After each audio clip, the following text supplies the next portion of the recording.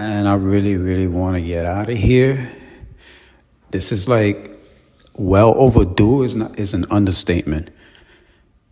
Inappropriate as well, and it's like my anxiety wants to like express where the expressive is not to be generated or to be even acknowledged because there's no growth or connection to go with that. It's that much unfair that I can't even be in a room and I can't share with anybody because my well-being is being distracted, it's erupted, and my inner self cannot express itself more than all these symptoms that you're seeing right here before you. It takes a little bit of time for me to get in a cool, more collective. I got to be in the right environment. There's not much environments that I could feel good. I know how to manage myself. I know how to care for myself. So I could live and take care of myself and others. I share my expressions. I share my strengths. I share my weakness.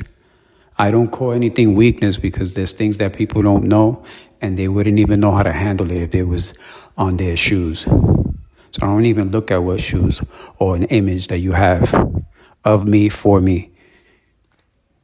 I have to see from what I am from within and where I'm essence and where I have the most energy to lift me and to keep me grounded and uplifting from earth to the universe. Like I have to connect with myself.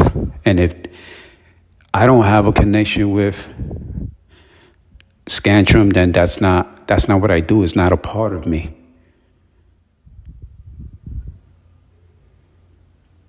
It's not a need of me. It's not an act of me. It's not a want or anything I have of me should be authorized through you. It's like I'm not a filter. I'm a being. I'm a self. When I have symptoms, when I have situations, when I have business, when I have services, I have services with things that I need for my services. Either if it's for personal or either I need it for business. My business helps people. It helps with progress, health, to lift you up from mental, physically, economic, and socially, and keep you grounded, and also keep you up above, so you could have the right energies and the right frequencies to be able to move well for yourself and for your environment. I do that well. I structure systems that are methods and formulas very well. This is not something that is new to me. It's something that helps me formulate through life when I have to see things for what they are. And then when I see that things don't always have to be necessarily how they are. So if you structure something and you find a base for it, you have a solution. Like those that are not in the solution base leave this whole area out and they're like still in that path in life. And I understand. So this is why educating myself and making sure I don't have a filter or I don't have something like a Scantron that manipulates, that wants to keep my uplifting, my all divinity of all the skills and all the proper management that I have to take care of any type of loss prevention and to keep you well with yourself and others. So if you have your plans, you could share them too. All in wellness, all in giving, to produce, not to manipulate, not to put down. Scantron wants to keep my words and my work and the things that I'm uplifting and bringing to the world, like a plant and a tree brings the fruits and the vegetables. I produce naturally, and I could go through things how accordingly I would be earthed in, and I would be planted out and So I get all the energies that I need, and I get all the information that I need, and I get all whatever out of nature systems there is. And when I'm going through them, I find solutions. It don't matter what business, what it is. But in this situation, then people that feel they have an authority over people, then feel they could use that to weaponize it to try to move a whole genre of people into their directions, diluting things that I'm not about. Wanna be part of something that I'm, by law and personally, I don't have you. You don't have me. And we keep that as is, because the people that do have me, they know they have the choice to, and they have the way to. You lazy, you ain't looking for no way. You want to be a Facebook profiler, you want to keep my words like if it's some gossip, so you could be like, oh, that's trouble. Let's get more reinforcement, more taxpayers' money. Let's fix whatever we could fix. Our narratives, we work like if there's a danger or there's something we have, and then we'll keep a load of more misuse taxpayers' money, a mislead and an unjust, illegal breach of security. And you just taking somebody's divinity to your work of authority that are even people are participating with you. You have the social, and I'm not part of it. Thanks, but no thanks. But I see I am the target of it. So like I said, I don't condone anything that you would find illegal doing to yourself. Because I have to apply, but I said I go through any system and anything that I have to come across. And all out of fairness, all I'm trying to do is find solutions. If you find solutions, then there's no need for more taxpayers' money to create your own dilemmas, so people could keep participating and then abusing the taxpayers' money on illegal acts of justice, of so-called justice. And then when I'm in, if I go from public or if I go online, you have the Facebook profilers.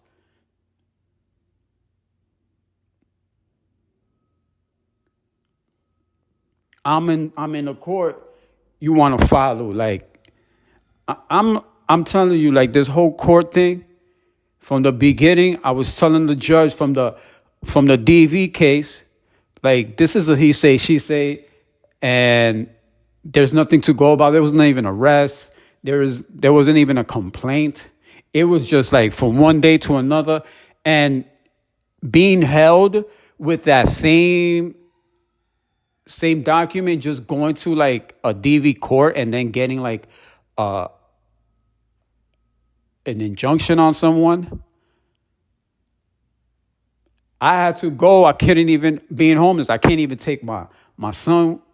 I have to go see about it in court.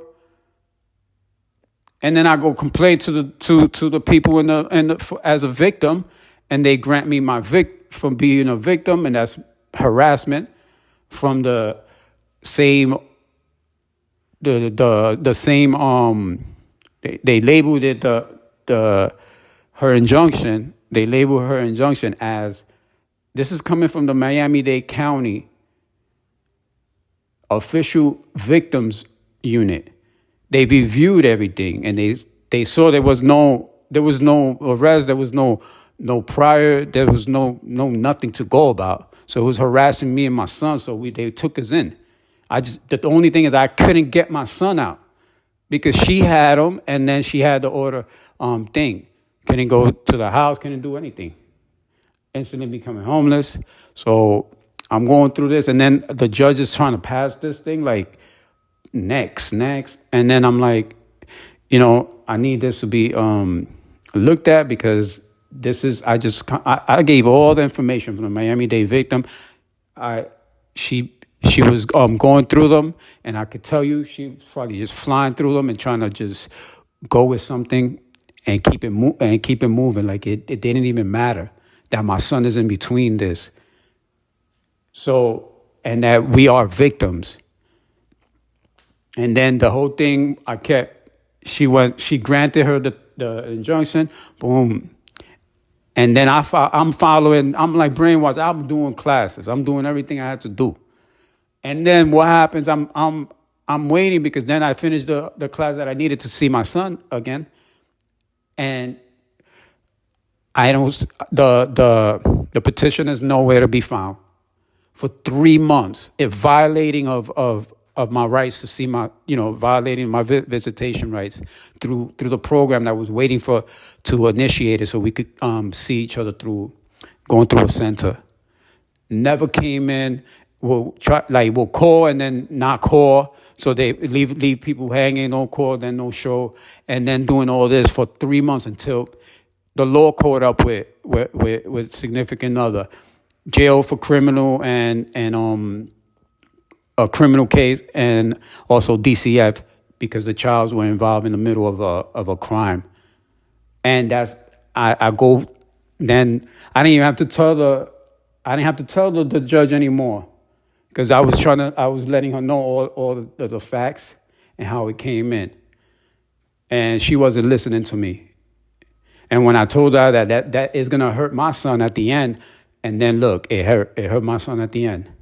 So she closed the thing right away, but she forgot, she didn't put the notice and told the classes that it was finalized. She just sent the program that was taking care of whatever I was taking care of, or who she thought was taking. It was so like out there that she didn't even, it didn't even occur for her to like make sure that the right class is told that it's finalized. Not just like, it was Maria Mena. She testified to go to the other court to say it's finalized, and that's what she did. She was told, and she was told by the court by the judge that everything I was completed because I was waiting, and the other thing was irrelevant that I had to do, and I was not. Everything was proven right there that she wasn't there for me and my son. She wasn't even there for her son. So I was homeless because at the time I had my place, and then Miami-Dade County, and I send the letters. I got letters of Miami-Dade County victims, the shelter that they put me in to help me be in a safe place. And then from there, I had an apartment. That apartment, later on, the Miami-Dade County, the structure building people came to inspect it. The apartment got shut down. I had to leave immediately. I got homeless again.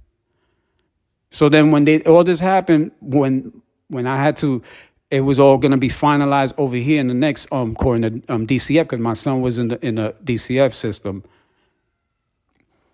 And at the time, maybe it would have been better, but it wasn't mentioned by the mom that I had a place for him. None of that was like mentioned or anything.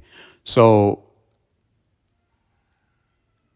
it was finalized, and I go to the DV case, DCF case.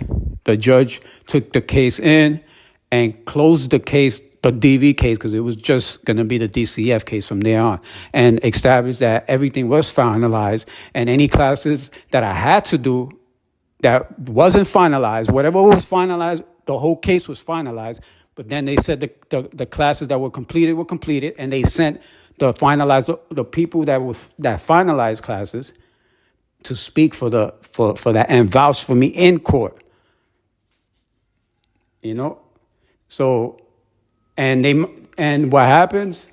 Then what happens? So judge says, okay then. So let's see what the gal says, because now the gal, they're not looking into the case because they would have looked into the case that mom was in violation for 3 months, and didn't do the programs where I had to see my visitation with my son, and that everything was finalized. So the judge already said finalized. So now my lawyer is telling me that the gal is saying that no, that you have to do these classes because this is how DCF runs. And I'm like, but that's not what the judge said. So you overriding what the judge said. So I told the lawyer to talk to the judge, both of them, if there's any complications with them, because the judge already said that I'm finalized. And then he's like, no, that's not, because if you now fight this, and then I'm like, what do you mean fight this? And I'm like, you're telling me to take a plea, like I gotta be like I'm being double charged. He's like, no, it's not. He convinced me that it wasn't a double jeopardy and I'm not being double charged for anything. And I'm like, this case didn't come in. You know why it didn't come in from DCF? It's not. He's like, it's unique. It didn't come from DCF. It came from the DV. And like they said that I should have. So they felt like I was being victimized already because they felt like I didn't go through the DCF system, that I went straight from the DV. And in this case, I should have been in the DCF case because of the situation. But they didn't even read the case. They're just saying, oh, you didn't even come through us. This is domestic violence. So I saw that they was trying to do that type of stuff. So I was like, what is going on then? So then as I go more into it, I'm talking to the lawyer and I'm like, hey, this is already finalized. You a new lawyer because the lawyer that was here before that finalized, and you could ask the judge himself. It's finalized. There's the person from the program. It's finalized. So what's the issue? No, that the gal DCF is saying is not. I'm like, listen, I wasn't arrested. That's one of the reasons why you don't have me in your system before the DV, because I wasn't arrested. This was a he say, she say that was just straight from the courts that was granted. And then what happens? That means that there wasn't no witness for that matter when the report was filed. There was no reports. There was no arrests. There was nothing. So why would I have to be in you see what I'm saying? Why would it have to be a DCF case? So yes, it's not a special thing. It's just that it didn't require DCF. So DCF is like feeling like I had to, and I'm like, I don't think that goes like that. And the lawyer was like, I'm like, this is double jeopardy. He's like, no. He convinced me that, look, if you saying that just before this with your old lawyer, because then she had to relieve herself from defending you because the charge mother was already being they already represent each other like in the past. So the common conflict, something like that. So she had to go from representing me. So I understand. So I was like, so she introduced you to me. So get back to her. She could give you the yes, and you don't have to be confused about anything. Or go to the judge and talk to the other judge. Nah. It's like, so I'm like, so you mean, so the lawyer's telling me, so if he already finalized the judge and he's fine, they're not asking for any battery class. They're not asking for anything but a parenting class. I'm like, but I just finished the parenting class. I'm not going to take it. I was like, well, all right. So we go to the judge and we let him know what's going on, and that should be it. And then what else? Then whatever, there was nothing else. There was nothing else for me to go with. So he was like, yeah, I took that plea. Because that's what he made me believe that it was. But I felt like it was something else. I felt like it was always something else. Like I felt like double jeopardy.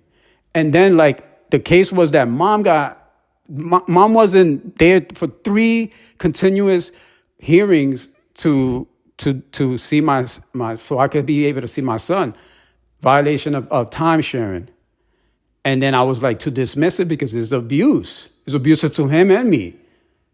And then she gets arrested, criminal and DCF. My son being taken.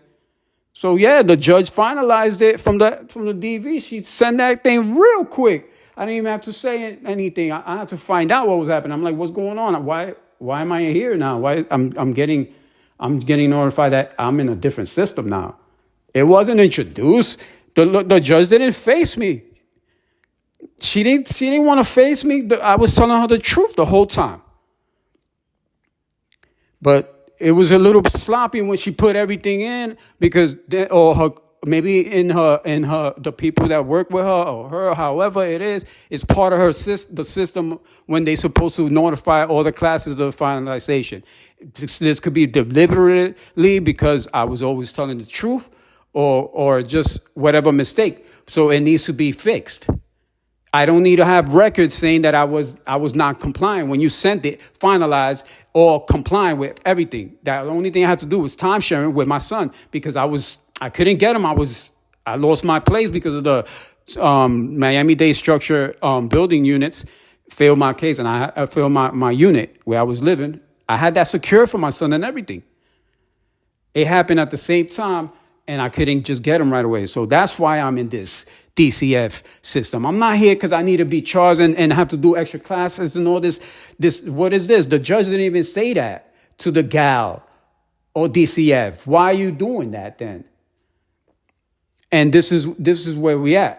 They fixing. They didn't give me any services when they said, okay, let's see if you did this class, let's see if it's what you call it,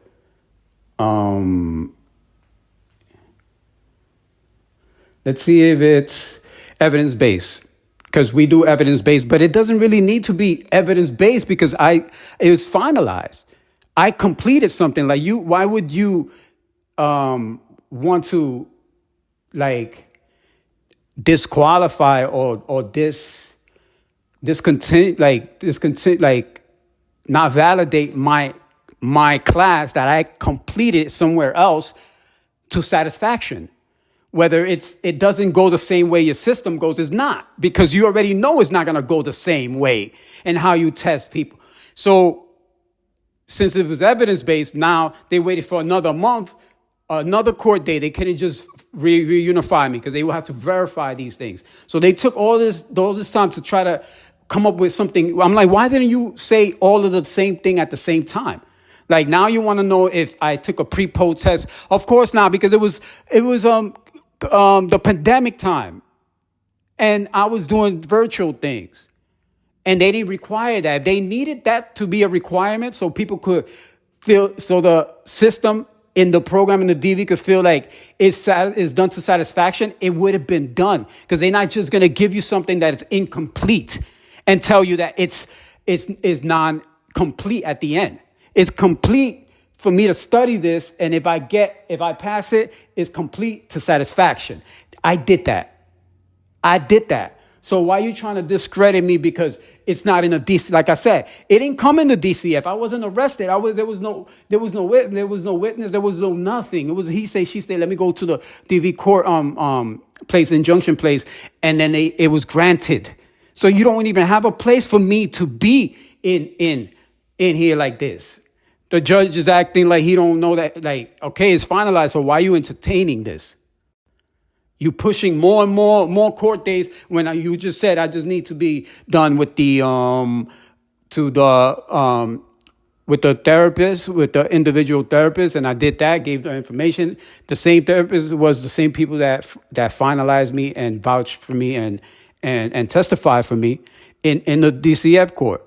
We did all that in the first 2 months. We're already like a year in. The first 2 months, everything was verified. Everything else is just like deliberately like trying to like stall my reunification with all these things that they trying to like go through all these modifications that don't even go with what my finalized state and shown and testified and already officially been just ready to reunify. Now the classes, if it's now, so then they said it was evidence-based. I got that for them. The program from the DV told me it was evidence-based. So then they say, oh, but did you do a post like months after?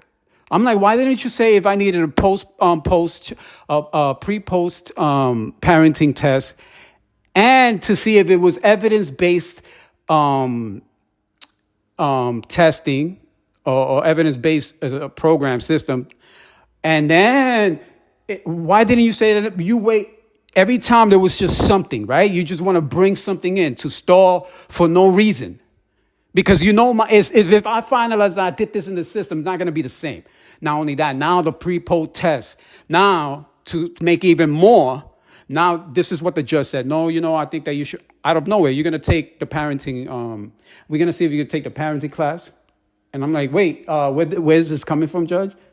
Out of nowhere, we finalized like months ago. I haven't done anything wrong.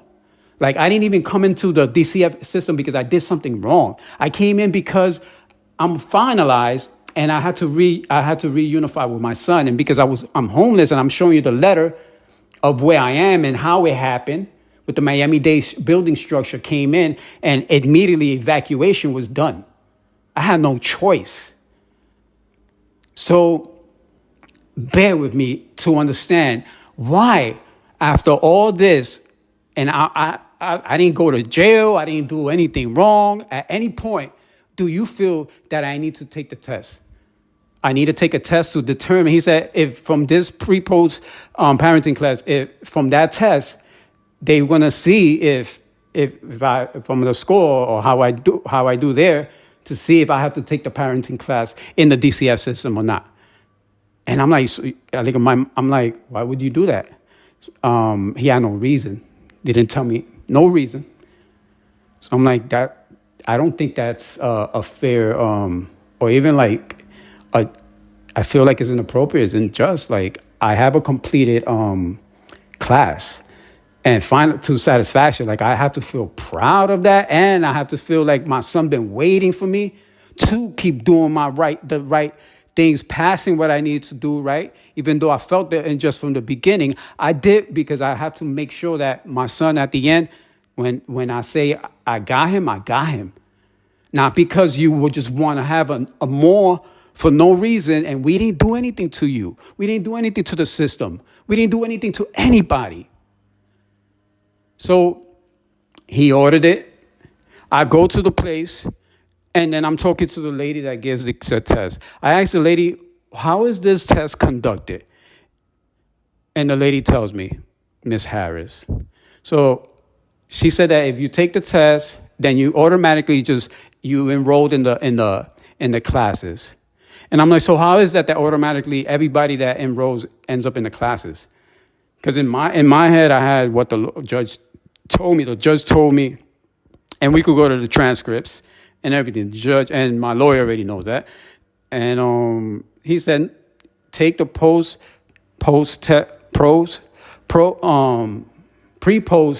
parenting test.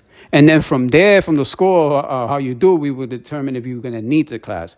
So now I'm hearing something else, and my anxiety is like, wow, like I feel like I'm being set up or something. Like, so you telling me everybody has to take? So how is this?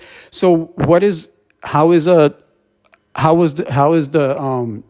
conducted, and what's the purpose of the test then?